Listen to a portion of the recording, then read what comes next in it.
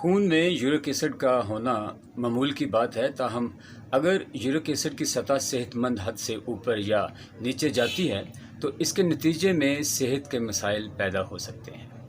میں doctor Zulfiqar Ali Hamadian online homeo clinic پہ اپنے تمام دیکھنے والوں کو خوش آمدید کہتا ہوں۔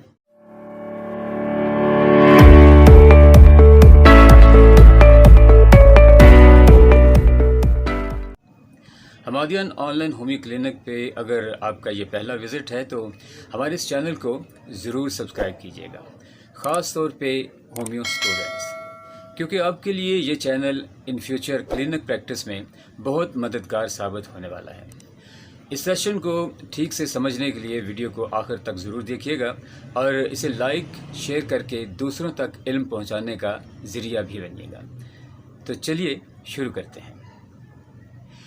گردے خون سے ویسٹ فلٹر کرتے ہیں بشمول یورک ایسڈ۔ جب گردے صحیح طور پر کام نہیں کر پاتے تو وہ خون سے انوانٹڈ مٹیریل جس میں یورک ایسڈ بھی ہوتا ہے کو فلٹر نہ کر پانے کی وجہ سے یہ سارا waste material including uric acid خون میں جمع شروع ہو جاتا ہے اور کئی قسم کی بیماریوں کا سبب بنتا ہے۔ یورک ایسڈ کی وجہ سے ہونے والے گاؤٹ کی بیماریاں، جس کی علامات میں جوڑوں میں درد اور سوجن کا ہونا، جوڑ جو چھونے سے گرم محسوس ہوں، جوڑوں کے ارد گرد چمکدار رنگین جلد، گردے کی پتھری جو کہ یورک ایسڈ کی بلند سطح میں پیدا ہوتی ہے، اس میں کمر درد اور یورین جو کہ ابر آلود غیر معمولی بو اور خون پر مشتمل ہوتا ہے۔ متلی یا قے بھی گردے کی پتھری کی ہی علامات ہو سکتی ہیں۔ یورک ایسڈ ٹیسٹ خون یا پیشاب میں یورک ایسڈ کی مقدار کا اندازہ کرتا ہے۔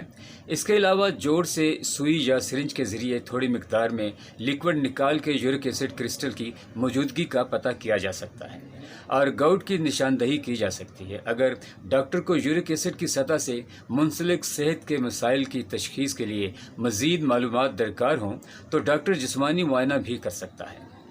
جو شخص گاؤٹ کا شکار ہو عام طور پر اسے ہر 6 ماہ بعد یورک ایسڈ ٹیسٹ کروانا چاہیے۔ یورک ایسڈ کی سطح کو ایک مخصوص حد میں رکھنے سے درد، جوڑوں کے نقصان اور گاؤٹ سے ہونے والی پیچیدگیوں کو کم کیا جا سکتا ہے۔ یورک ایسڈ خون میں پایا جانے والا ویسٹ ہے۔ یہ اس وقت پیدا ہوتا ہے جب جسم اپنے اندر موجود کیمیکلز کو توڑتا ہے، جسے پیورائن کہتے ہیں۔ زیادہ تر یورک ایسڈ خون میں گھل جاتا ہے، گردوں سے گزرتا ہے اور جسم سے یورین کے ذریعے باہر نکل جاتا ہے۔ پیورائن سے بھرپور خوراک اور مشروبات یورک ایسڈ کی سطح کو بڑھاتے ہیں۔ کھانے اور مشروبات جس میں زیادہ فریکٹوز، کارن اور الکوہل میں پایا جاتا ہے۔ اگر جسم میں بہت زیادہ یورک ایسڈ موجود ہو تو ہائپروسیمیا نامی حالت پیدا ہو جاتی ہے۔ ہائپروسیمیا میں یورک ایسڈ کے کرسٹل بنتے ہیں۔ یہ کرسٹل جوڑوں میں سٹور ہوتے رہتے ہیں اور گاؤٹ کا سبب بنتے ہیں، جو گٹھیا کی ایک شکل ہے اور بہت تکلیف دہ ہوتی ہے۔ یہ کرسٹل گردوں میں بھی سٹور ہو جاتے ہیں اور گردے کی پتھری کے طور پہ سامنے آتے ہیں۔ وقت علاج نہ کیا جائے تو یورک ایسڈ ہڈی، جوڑوں اور ٹیشوز کو نقصان پہنچاتا ہے، گردوں کی بیماریوں اور دل کی بیماریوں کا باعث بنتا ہے۔ یورک ایسڈ کی ہی وجہ سے type 2 sugar, high blood pressure اور فیٹی جگر کی بیماریوں کا سامنا کرنا پڑتا ہے۔ یورک ایسڈ کی سطح کا تعین کرنے کے لیے خون کا ٹیسٹ کیا جاتا ہے۔ اگر آپ کے گردے کی پتھری کو پاس کرتے ہیں یا آپریشن سے نکلواتے ہیں تو پتھر کی خود جانچ کی جا سکتی ہے کہ آیا یہ یورک ایسڈ پتھر ہے یا کسی اور قسم کا۔ خون میں یورک ایسڈ گٹھیا کی تشخیص کے مترادف نہیں ہے، بلکہ مخصوص گاؤٹ کی تشخیص کے لیے یورک ایسڈ کرسٹل کو سوجن زدہ جوڑوں سے لیے گئے سیال میں دیکھا جانا چاہیے۔ جوڑوں کی خصوصی imaging, ultra sound, X rays اور CAT اسکین کے ذریعے دیکھا جانا چاہیے۔ اگر آپ کو گاؤٹ اٹیک ہو رہا ہے تو سوزش، درد اور سوجن کو کم کرنے کے لیے میڈیسن استعمال کی جا سکتی ہے۔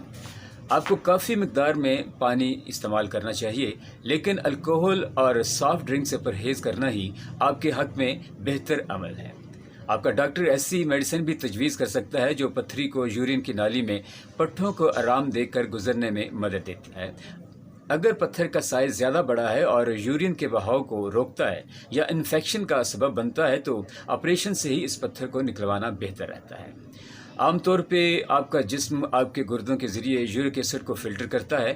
اگر آپ اپنی خوراک میں بہت زیادہ پیورائن استعمال کرتے ہیں یا اگر آپ کا جسم اس سے اتنی جلدی چھٹکارا حاصل نہیں کر سکتا تو یورک ایسڈ آپ کے خون میں جمع ہو سکتا ہے۔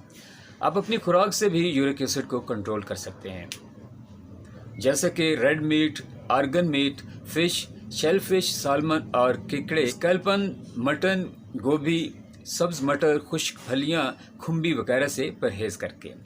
اگرچہ یورک ایسڈ عام طور پہ پروٹین سے بھرپور کھانے سے منسلک ہوتا ہے، لیکن حالیہ اسٹڈی سے یہ بات سامنے آئی ہے کہ شوگر بھی اس کی ایک ممکنہ وجہ ہو سکتی ہے۔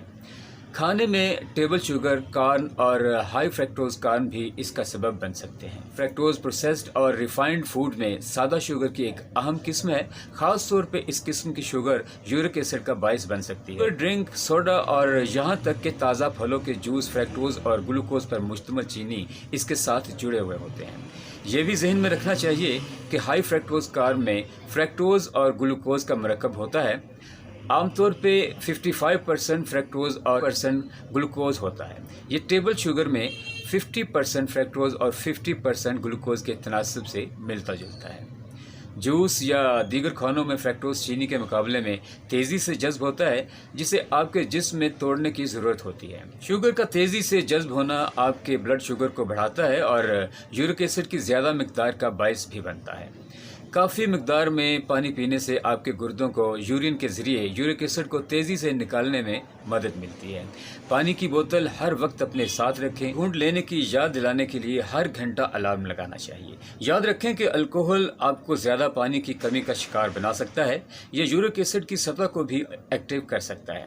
یہ اس لیے ہوتا ہے کہ آپ کے گردوں کو پہلے ان مصنوعات کو فلٹر کرنا چاہیے جو خون میں یورک ایسڈ اور دیگر ویسٹ کی بجائے کی وجہ سے پائے جاتے ہیں۔ آپ کی خوراک کے ساتھ آپ کا ایکسٹرا ویٹ یورک ایسڈ کو بڑھاتا ہے۔ چربی کے خلیے پٹھوں کے خلیوں سے زیادہ یورک ایسڈ بناتے ہیں۔ آپ کا ایکسٹرا ویٹ آپ کے گردوں کے لیے یورک ایسڈ کو فلٹر کرنا مشکل بنا دیتا ہے۔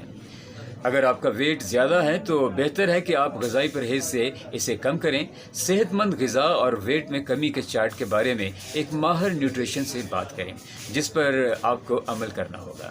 جب آپ اپنے ڈاکٹر سے ملیں تو بلڈ شوگر لیول ضرور چیک کیا کریں۔ ٹائپ 2 شوگر والے بالغوں کے خون میں بہت زیادہ انسولین ہو سکتی ہے۔ یہ ہارمونز آپ کے خون سے شوگر کو آپ کے خلیوں میں منتقل کرنے کے لیے ضروری ہے، جہاں یہ ہر جسمانی کام کو طاقت دے سکتا ہے۔ تاہم بہت زیادہ انسولین جسم میں ایکسٹرا یورک ایسڈ کے ساتھ ساتھ ویٹ میں اضافے کا باعث بھی بنتی ہے۔ اگر انسولین ریزسٹنٹ کا شبہ ہے تو آپ کا ڈاکٹر آپ کے خون میں گلوکوز کی سطح کے علاوہ آپ کے سیرم انسولین کی سطح کو بھی چیک کرے گا۔ زیادہ فائبر کھانے سے آپ کے جسم کو یورک ایسڈ سے نجات ملتی ہے۔ فائبر آپ کے بلڈ شوگر اور انسولین کی سطح کو بیلنس کرنے میں بھی سپورٹ کرتا ہے۔ یہ تندرستی کو بڑھانے کا رجحان بھی رکھتا ہے۔ زیادہ کھانے کی عادت کو بھی کم کرتا ہے۔ سٹریس، نیند کی خراب عادات اور بہت کم ورزش سوزش کو بڑھا سکتی ہیں۔ ذہنی تکنیکوں پر عمل کریں جیسے کہ بریتھنگ ایکسرسائز اور یوگا، تاکہ آپ اپنے سٹریس لیول سے نپٹ سکیں۔ سونے سے پہلے 2 سے 3 گھنٹے تک ڈیجیٹل اسکرین سے گریز کریں۔ اگر آپ کو نیند نہ آنے میں دشواری ہو تو اپنے ڈاکٹر سے بات کریں اور اپنی میڈیسن اور سپلیمنٹ بھی ضرور چیک کریں، کیونکہ کچھ میڈیسن اور سپلیمنٹ خون میں یورک ایسڈ بننے کے سبب بھی بن سکتے ہیں، جیسے کہ ایسپرین، وٹامن B3، نیاسین، قوت مدافعت بڑھانے والی ادویات، کیموتھراپی والی ادویات۔ غذا، ورزش اور دیگر صحت مند طرز زندگی میں تبدیلیاں گاؤٹ اور دیگر بیماریوں کو آپ سے دور رکھنے میں آپ کی مدد کر سکتی ہیں، جو یورک ایسڈ کی ہی وجہ سے ہوتی ہیں۔ تاہم وہ ہمیشہ ضروری طبی علاج کی جگہ نہیں لے سکتی۔ اپنے ڈاکٹر کی ہدایت کے مطابق تمام میڈیسن لیں۔ خوراک، ورزش اور میڈیسن کا صحیح امتزاج علامات کو دور رکھنے میں آپ کی مدد کر سکتا ہے۔ یورک ایسڈ کی سطح کو کم کرنے میں مدد کے لیے آپ کو بہت سی ایسی اشیاء سے بچنے کی ضرورت ہے، یعنی ڈائٹ کو مانیٹر کرنے کے لیے بہترین طریقہ ویکلی کھانے کا چارٹ مرتب کریں۔